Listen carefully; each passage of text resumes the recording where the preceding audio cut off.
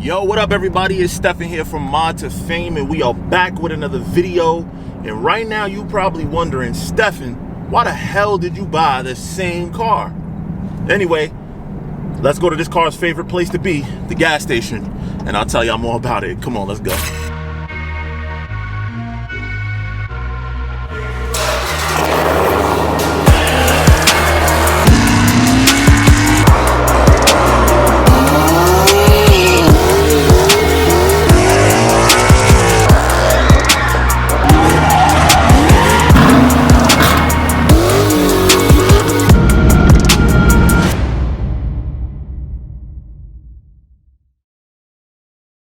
Hey guys, I know you're watching this video and you want to know about the next part, but do me a favor right now, like and subscribe. It's how we grow the channel, it's how we keep it going. And if you like what you see so far, consider it, man. Liking, subscribing. All right, on with the rest of the video. And now that we done getting gas that I know I'm gonna burn out by later on today, let's hit the road and see what's up. But first, buckle up for safety, right? So yeah, guys, let's talk about this thing, man. Let's talk about this thing, all right? For those of you that don't know, in addition to this 2019 Dodge Challenger Widebody Hellcat Redeye, I know that was a lot in one sentence. In addition to that, I also have 2015 Dodge Challenger Hellcat, but that one is a 6-speed. Also, in addition to that, that car is currently getting the motor redone because I blew it up. That's what happens, you know, race car life. Anyway, that car, when it comes back out in the next few weeks or so, that car is going to be an absolute monster. It's going to be the car that I consider to be my race car. Now, there's different types of racing though. Drag racing, road course racing, all the above. That car I'm going to be using primarily for road racing. It's a manual transmission, so drag racing is not the highest on my list of priorities of things to do. So where does this car come in and why is it here? I have to be extremely honest with you guys. There is no other car that exists like a Hellcat. Not one. There's no car that exists that you could say is like this car. In addition to that, you guys seem to really like the Hellcat content. So there's no car for me out there today that I'm like, I need to get my hands on one. But there's one car that I really enjoy, and that's the Hellcat, right? So if I'm gonna get a new car, why not get something I really like? From a 70-year-old. Woo! Sheesh. This thing is beast, bro. 797 horsepower, 6.2 liter engine. Supercharger is another, on top of the engine, the supercharger is 2.7 liters. 2.7 liter supercharger. That's the size of some people's engines, dog. And that's just a supercharger. What makes the Redeye special is the fact that it has everything from the Demon, pretty much, with the exception of the suspension. But engine, trans, blower, all that stuff is the same, which is absolutely amazing. The fact that you get all that technology in a road-going, not drag-specific car, but a car that is specifically made to go on a road. Now, what I actually am looking to see is just how fast this Hellcat Redeye really is. And in order to do that, I want to do what I call my 60 to 130 testing. And I use a unit that measures my GPS, it measures my speed. And the hardest thing right now though is, currently it's 36 degrees out, trying to actually get the power to stick. But this right here is one of the best measures you could possibly do to determine. See, right there, that was a slip. Couldn't get it to split. We're gonna try it one more time. This time I'm gonna roll into it. See, it slipped. It slipped both of them. It slipped both gears.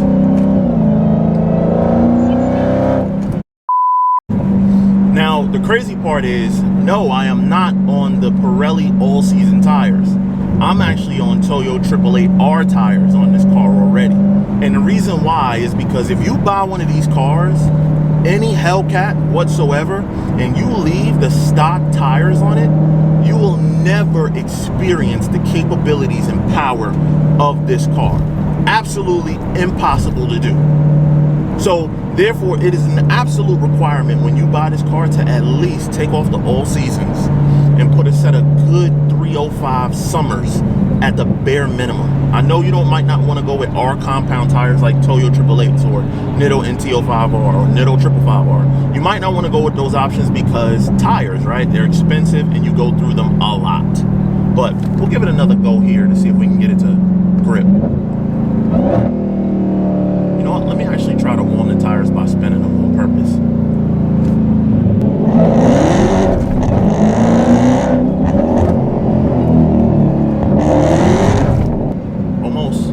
We almost getting there. Tires are getting a little warm. All right, this time I'm gonna try to roll into it and do my 60 to 130. Now we'll spin it. We'll stay in it. See what we get.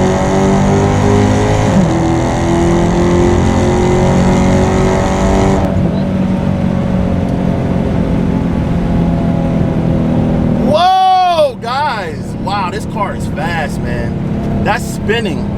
And I did a 7.9, 60 to 130. I know a lot of you don't know what that means, but for point of reference, just to let you guys know, typically speaking, 60 to 130, my Hellcat was running manual transmission, stock Hellcat, 707 horsepower, was more like an 8.3 car, somewhere around 8.3, 8.4, and that was full grip, no spinning whatsoever. That was spinning just now and we still made that up.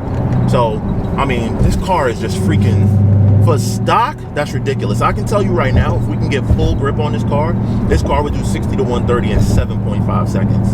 And just to let you guys know, if whatever cars you consider fast, Lamborghini, Ferrari, McLaren, all of those cars, Lamborghini Huracan 610-4 runs in that same range. McLaren 570S stock runs somewhere around that same range. So that right there is ridiculous, guys. This is a factory car that weighs as much as this car weighs and more than likely can outrun supercars. It doesn't get no better than that, guys. I mean, what more could you want? Performance aside, we all know that the Hellcat is fast. Granted, a lot of people try to front like it's not, but that's okay. We all know that the Hellcat is fast. That's like, there's no surprise there. Just give me 1 second. I feel like doing a little pull here.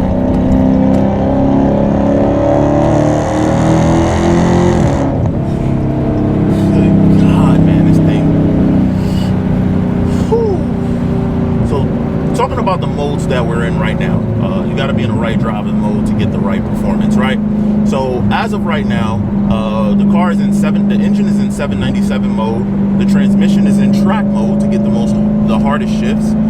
Paddle shifters are on. Traction I have in track because I actually want a little bit of slippage. I want to. Right now it's cold, and normally in my car during the warmer months I cut traction completely off. I know what the hell I'm doing, but it's cold out today. Suspension is in street and steering is in sport. I'll explain why I put the suspension in street in a minute. Jesus, yo, this thing is like kicking. Crazy trying to get traction.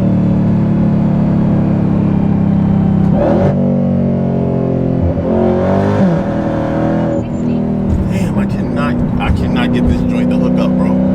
It just won't do it. No. Oh man, there's nothing like this car. There's nothing that's like this car. Factory, out of the box. This right here is a muscle car. Camaros, Mustangs, they have all moved away. They've moved away to becoming competitors to sports cars. This right here though is still a muscle car. And what does that mean? Muscle cars just give you that like feeling, brother, of like just strong, crazy, aggressive. And I love muscle cars for that reason, bro. Damn. 60. See if I can roll into it. Woo! Nah, bruh. Nah, bruh. Nah, bruh. Nah, bro. Yo, this kicked hard as hell just now, bro. The thing about these cars, though, they're still very controllable. When it starts to go, it doesn't like snap. Like it eases into it. You know what I'm saying? It eases into the slide. So that's the benefit of 305 tires all the way around and being such a like heavy wallowy car in a long car. Because the wheelbase is so long, it's not so snappy. You know what I'm saying? Like, but just now that kick hard. That kick hard just now. Man, oh my God, yo. Yo, bro, this car is a lot of fun though for an automatic transmission car. Now, my manual transmission car, this car is gonna be the fun car, right? It's gonna be the car that I just take out to go on, you know, rallies and long trips and back roads and, you know, stuff like that. I'm gonna use this car for that. When the manual transmission Hellcat comes out, my 15, that car is gonna be making some stupid power. So I'm gonna use that car to shut people up. That's what that car is gonna be for. We hold a roll racing event every year. We hold, this year we're doing 7 of them. So I need a very competitive roll race car. And although this car is, you know, fast for stock, there's some really stiff competition. So this car will be competing in that too. But back to talking about the Dodge Challenger Hellcat Redeye.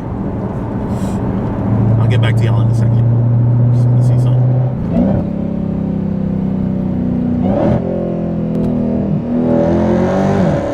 There we go.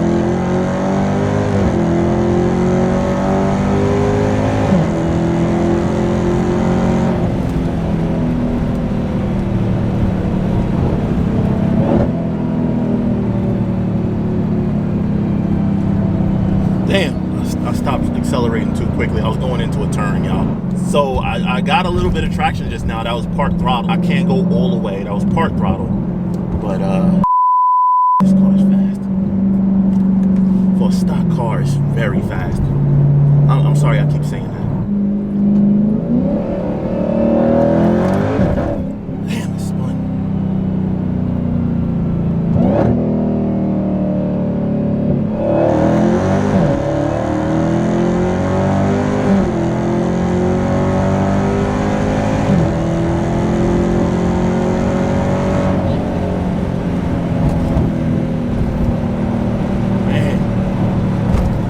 Who says these cars can't handle, man? Who says these cars can't handle?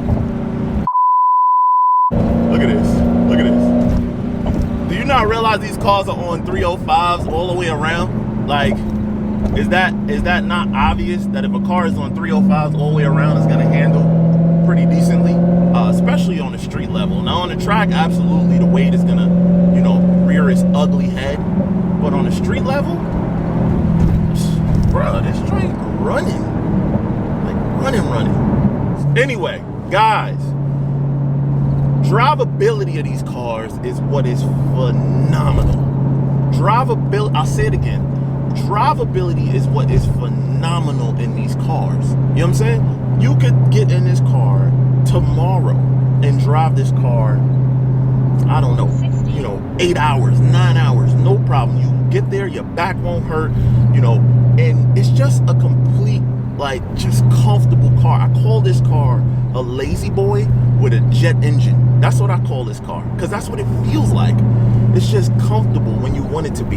You know what I mean? And this car has a muffler delete, but if you left stock exhaust, it gets really quiet, like where you could just drive in peace.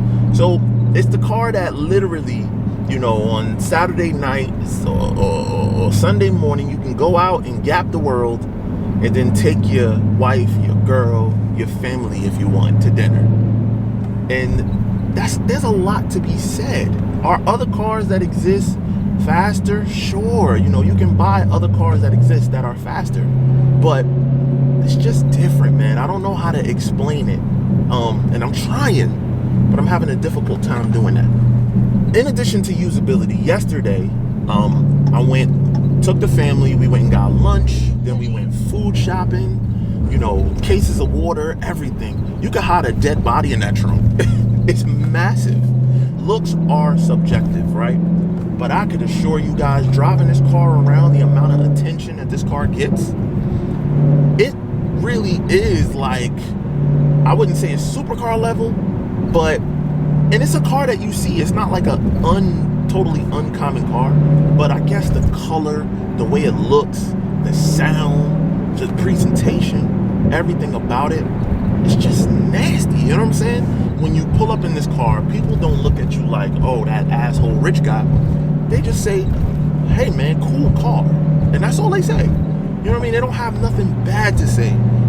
Rather than like, you know, when you drive in other like supercars and stuff like that. All in all, man, all I could tell you is, if you're looking to buy a car, right? And this car needs to be your everything. It has to be your out of the world, like excite you, get your adrenaline going crazy.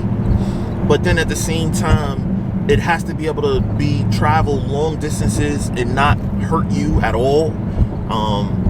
Outside of the gas, outside of your pockets.